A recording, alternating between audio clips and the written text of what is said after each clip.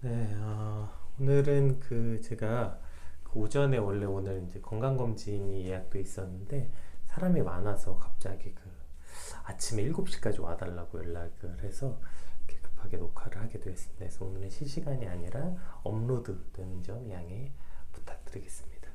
네, 우리 기도하심으로 피우다 시작하겠습니다. 하나님 감사합니다. 오늘도 주의 말씀 앞에 우리를 부르시고 말씀을 묵상하게 하시니 감사합니다. 우리 안에 진짜 믿음이 무엇인지 알게 하시고 혹 종교적 위선에서 깨어나 우리의 모습 그대로 주 앞에 나아가는 시간들이 되게 하여 주시옵소서. 감사합니다. 예수님 이름으로 기도드립니다. 아멘. 네, 오늘 저희가 함께 살펴볼 말씀은 욥기 17장 6절에서 16절까지 말씀입니다. 욥기 17장 6절에서 16절까지 말씀 함께 살펴보겠습니다. 하나님의 나를 백성의 속담거리가 되게 하시니 그들이 내 얼굴에 침을 뱉는구나. 내 눈은 근심 때문에 어두워지고 나의 온 지체는 그림자 같구나. 정직한 자는 이로 말미암아 놀라고 죄 없는 자는 경건하지 못한 자 때문에 분을 내나니 그러므로 의인은 그 길을 꾸준히 가고 손이 깨끗한 자는 점점 힘을 얻느니라. 너희는 모두 다시 올지니라. 내가 너희 중에서 지혜자를 찾을 수 없느니라. 나의 날이 지나갔고 내 계획 내 마음의 소원이 다 끊어졌구나. 그들은 밤으로 낮을 삼고 빛 앞에서 어둠이 가깝다 하는구나. 내가 소울이 내 집이 되기를 희망하여 내 침상을 흑암에 펴놓음에 무덤에게 너는 내 아버지라 구더기에게 너는 내 어머니 내 자매라 할지라도 나의 희망이 어디에 있으며 나의 희망을 누가 보겠느냐. 우리가 흙 속에서 쉴 때에는 희망이 스올의 문으로 내려갈 뿐이니라. 아멘. 네, 저희가 이제 어제 살펴봤던 17장 5절까지는 욥은 하나님께 자신의 결백과 친구들의 위증을 밝혀주실 것을 이제 호소했고, 오늘 본문은 이제 다시금 자신이 처한 고통에 대한 토로와 한탄을 고백하고 있습니다. 우리 한 절 한 절씩 한번 펴보겠습니다. 6절 하나님이 나를 백성의 속담거리가 되게 하시니 그들이 내 얼굴에 침을 뱉는구나. 네, 이렇게 표현하고 있는데요. 개역개정에서는 속담거리가 되게 하시고라고 번역되어 있는데 원어 이 르무숄은 비유로 말하다, 조롱 섞인 노래를 하다 이런 의미거든요. 그래서 지금 사람들이 자신을 조롱하고 놀림거리로 만들고 있다는 것을 표현하고 있는 거죠. 그래서 개역 한글, 개역 개정 이전에 썼던 개역 한글에서는 이것을 속담거리가 아니라 이야기거리가 되게 하셨다고 번역했어요. 이것이 원뜻에 조금 더 가까운 번역 같아요. 또한 침을 뱉는 행위는 지금도 사실 매우 비인격적인 행동이지만 당시 고대 근동에서는 저주받은 자, 증오받을 만한 자에게 행하는 가장 경멸적인 행위였다고 합니다. 그러니까 지금 욥은 하나님께서 나를 사람들의 이야기거리로 만드시고 그 사람들이 와서 내게 침을 뱉는다. 그러니까 지금 자신이 온 동네의 조롱거리가 되었음을 한탄하고 그것을 하나님께서 그렇게 하셨다 이렇게 말하고 있는 거죠. 제가 욥기 보면서 계속 말하고 있지만 욥이 하나님이 그렇게 하셨다 이렇게 말하는 건 원망이기도 하지만 그 모든 상황의 주관자가 하나님이시라는 믿음이 있기 때문에 어떤 순간에도 그 믿음은 흔들리지 않았기 때문에 이 모든 고난을 허락하신 분, 최종 결정자가 하나님이심을 확고히 믿고 있는 그 믿음 때문에 하나님께 나와서 이와 같이 말하고 있는 것이라는 것도 우리가 함께 기억해야 됩니다. 그러니까 그냥 원망하는 것뿐 아니라 이 모든 주관자가 하나님이라는 그 확고한 믿음에서 나온 원망이기 때문에 지금은 끝까지 하나님을 붙잡고 말하는 일을 지금 욥은 포기하지 않고 있는 거죠. 7절 한번 볼까요? 내 눈은 근심 때문에 어두워지고 나의 온 지체는 그림자 같구나. 여기서 이제 참 안타까운 표현이죠. 그러니까 우리도 한 치 앞도 보이지 않는 절망의 터널에 있을 때 눈앞이 캄캄하다고 말하잖아요. 욥은 지금 자신의 암담한 심정을 눈이 어두워지고 또 나의 온 지체는 실체가 없는 그림자 같다. 그러니까 나는 그냥 그림자 같은 존재가 되었다. 이렇게 표현하고 있는 거죠. 8절 정직한 자는 이로 말미암아 놀라고 죄 없는 자는 경건하지 못한 자 때문에 분을 내나니 네, 이렇게 표현하고 있는데요. 그러니까 욥과 같은 의인은 어떻게 이러한 고난이 닥치게 되었는지 욥을 보고 정직한 자들이 놀라고, 또 경건하지 못한 이들이 득세한 것에 대해서 분노할 수밖에 없다, 이런 표현이죠. 그러니까 이것은 그 친구들이 했던 현세적 인과응보와는 전혀 다른 얘기죠. 그러니까 친구들은 의인은 복을 받고 악인은 고난을 받는 것, 벌을 받는다라고 말하는데, 지금 욥은 자신의 처지를 보고 정직한 이들이 자신을 보고 놀라고, 그리고 경건하지 못한 자들이 득세하는 것을 보고 분노한다, 이렇게 표현하고 있는 것입니다. 그리고 사실 이게 실제 현실이죠. 의인이 받고 있는 고통에 놀라고, 경건하지 않는 자들이 잘 먹고 잘 사는 세상에 분노하는 것, 이것이 지금 오늘 우리가 살고 있는 현실, 그리고 이것이 실상이죠. 욥의 친구들이 말하는 현세적 인과응보는 결론적이고 또 최종적인 것이지, 지금 우리가 인생을 살아가는 과정 안에서 할 수 있는 말은 아닌 것입니다. 욥은 따라서 그러한 친구들의 논리를 지금 8절에서 반박하고 있으면서도 자신의 처지를 말하고 있는 것이죠. 9절 한번 살펴볼게요. 이게 이제 첫 번째 단락이 이 지금 6절에서 10절까지인데요. 이 9절이 가장 핵심 구절입니다. 한번 읽어볼게요. 그러므로 의인은 그 길을 꾸준히 가고 손이 깨끗한 자는 점점 힘을 얻느니라.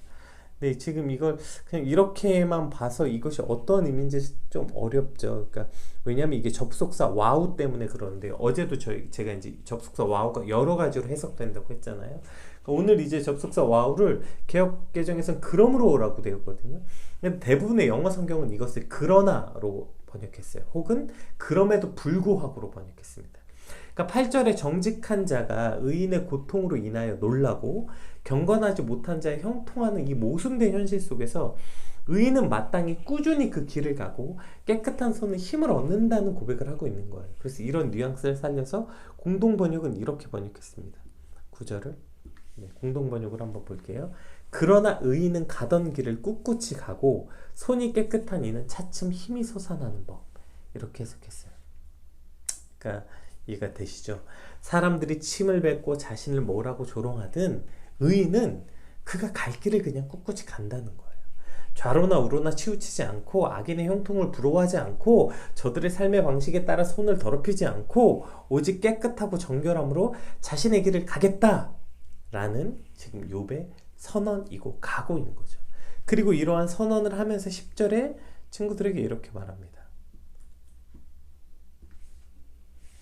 너희는 모두 다시 올지니라. 내가 너희 중에서 지혜자를 찾을 수 없느니라. 그러니까 지금 그렇게 선언하고 너희들은 모두 다시 와라. 너희 중에 지혜자를 찾을 수 없다. 그러니까 나는 이제 이렇게 결단했고 각오했으니 너희가 나한테 와서 뭐라고 말해도 나는 이제 의미 없다. 자, 뭐라고 조롱하든지 해봐. 나는 나의 길을 가겠다. 들어와. 이렇게 말하는 거죠. 와서 마음껏 떠들어봐. 나는 상관하지 않겠다는 욥의 선언의 결론인 것이죠. 그러니까 지금 앞에부터 욥이 자신의 이 처지를, 그렇게 사람들이 조롱거리가 됐고 사람들이 침을 뱉고 자기가 그렇게 온 동네방네 그 조롱거리가 되었다 쭉 그렇게 설명하면서 그리고 의인이 그 고통받고 그것 때문에 놀라고, 그리고 경건하지 않은 자들이 그 잘 사는 것들을 보고 형통하는 것을 보고 그 분노한다. 그러나 의인은 가던 길을 꿋꿋이 가고 손이 깨끗한 이는 차츰 힘을 얻게 된다. 그리고 나는 그렇게 가겠다는 욥의 결단과 선언인 것입니다. 그리고 오늘 이 고백은 욥의 고백뿐 아니라 오늘 나의 고백, 우리의 고백이 되어야 되는 것이죠. 세상에 뭐라고 말하던 정직한 이들이 조롱당하고 악인들이 득세하는 세상을 살아갈지라도 나는 깨끗한 손으로 살아가겠다. 이것이 오늘 우리의 고백이 되어야 되는 거 아닙니까? 누가 땅을 샀던, 누가 주식을 샀던, 누가 코인을 했던, 대박이 났든 나는 오늘 정직을 행하고 깨끗한 손으로 오늘을 살아내겠습니다. 온 힘을 다해 믿음으로 고백하는 저와 여러분들에게 소망합니다. 자, 이렇게 10절까지 1단락이 돼요. 그리고 이제 11절이 등장하는데 11절부터는 욥이 또 갑자기 다른 사람이 된 것 같은 느낌의 내용이 등장해요. 그래서 11절에서 16절은 아까 처음에 읽었던 본문은 이제 개역 개정으로 읽었으니까 세 번역으로 11절에서 16절은 세 번역으로 한번 읽어볼게요.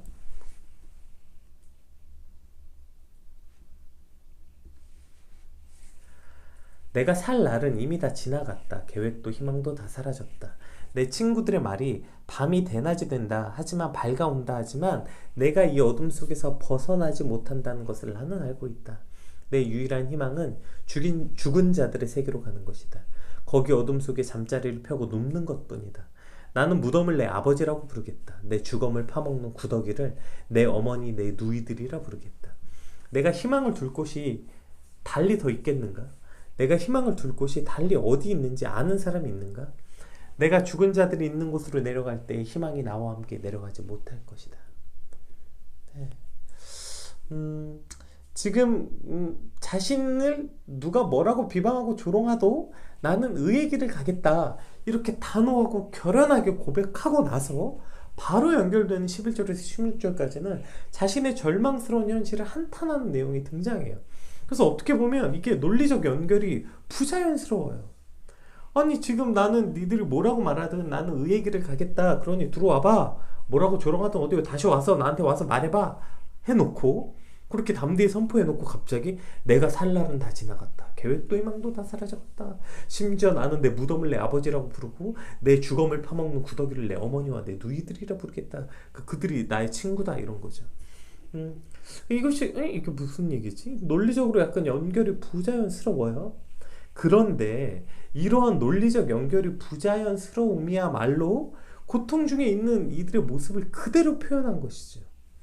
자기의 의의를 붙잡고 의로운 길에서 치우치지 않겠다 확고한 의지를 가지고 선포했지만 동시에 자신이 처한 고통이 닥쳐올 때 우리는 다시 밑바닥으로 떨어지는 모습, 고통 속에 있는 이들은 이와 같은 모습을 보여주고 있는 것이에요. 그래서 욥기가 고통 가운데 있는 이들에게 위로와 소망이 되는 거예요. 왜냐하면 이게 저 멀리 있는 위인전이나 또 애써 서둘러 포장해서 행복하게 잘 살았답니다 이렇게 결론 내리는 동화가 아니라 실제 환난과 실제 고통을 겪는 이들의 모습은 이와 같다는 것입니다.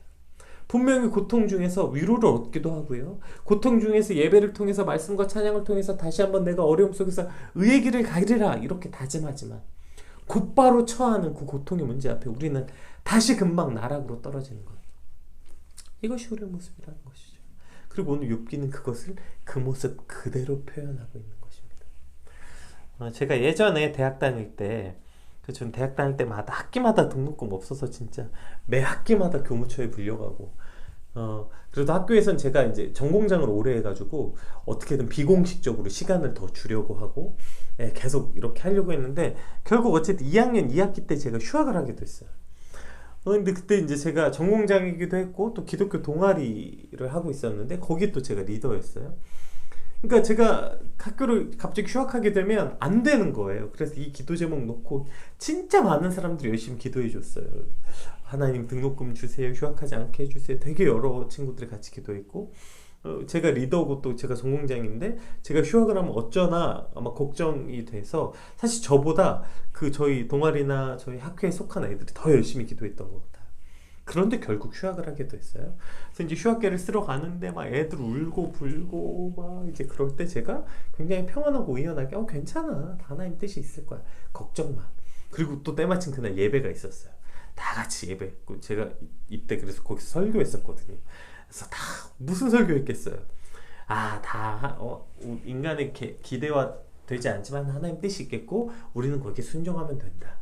그래서 그렇게 잘 예배드리고 하하호호 웃고 굉장히 의연하게 오히려 우는 친구들 위로하고 그렇게 집에 왔어요. 자취방에 왔는데 TV를 딱 틀었는데 한 드라마가 나오더라고요. 근데 그 드라마가 어떤 드라마였냐면 엄마가 일찍 죽은 자기 자식의 무덤 앞에 가서 아들이 생전에 좋아하던 음식을 쭉 차려놓고 이런저런 넋두리를 하는 장면이었어요.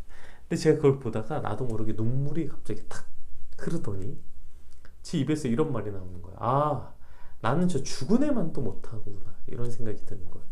왜냐면 그때 이제 휴학하고 그리고 와서 제가 집에 와서 먹을 거 없어가지고 라면 스프 끓여서 밥 말아 먹었거든요. 그때 했던 기도가 아직도 생생해요. 이제 갑자기 제가 그렇게 많은 사람들 앞에서 의연하게 나 괜찮아 이렇게 말하고 오히려 우는 애들 위로하고 다 하나님 뜻이 계실 거야 라고 말해놓고 집에 와서 그 드라마를 보다가 나는 저 죽은 애만도 못하다 이런 생각이 탁 들더니 갑자기 눈물이 툭 떨어지더니 제가 이렇게 기도했어요. 하나님 저 하나도 안 괜찮아요. 나 아까 괜찮다고 말했던 거 다 거짓말이에요. 저 진짜 거지 같아요. 아니 나는 어떻게 저 무덤에 있는 애보다 못한 인생이에요? 이게 뭐예요? 나는 이렇게 열심히 살았는데 죽을 힘을 다해서 공부하고 사역했는데 왜 이렇게 거지같이 살아야 돼요? 그리고 그 자취방에서 엉엉 울었던 기억이 나요. 근데 제가 보세요. 지금 휴학기 쓰고 애들하고 함께 예배드리고 함께 기도하고 찬양하고 왔다니까요. 그리고 하나님의 놀라운 뜻을 노래하고 뭐 그 뜻을 다 알 수 없지만 그 뜻을 기쁨으로 순종한다면서 오히려 다른 애들 위로하고 막 그때는 그게 진짜인 줄 알았어요. 그리고 제가 그렇게 말할 때 제가 아닌데 뭐 애써 참아서 그렇게 말한 게 아니라 그땐 그게 진짜인 줄 알았다니까요. 그게 진짜 제 믿음인 줄 알았어요. 진짜 괜찮은 줄 알았어요. 근데 집에 와서 보니까 그게 아니었던 거죠. 그게 뭐예요? 그게 위선이고 자기 기만이었던 거죠. 그렇게 아무도 없는 자취방에서 했던 그 불평과 원망이 진짜 나의 기도였고 진짜 나의 믿음이었던 거죠. 그렇게 종교적 위선이 비로소 벗어졌을 때 저는 진짜 나의 믿음을 볼 수 있게 되었던 것입니다. 안타깝게도 우리는 너무 빨리 나의 고통의 문제 앞에 우리 스스로 괜찮다고 말하고 싶어요. 아, 나 괜찮아. 아, 나 진짜 괜찮아요. 제가 아까 그 친구들에게 말했던 것처럼 이건 장사꾼이 아 진짜 남는 거 하나도 없어요 라고 말하는 것보다 더한 거짓말인 것 같아요.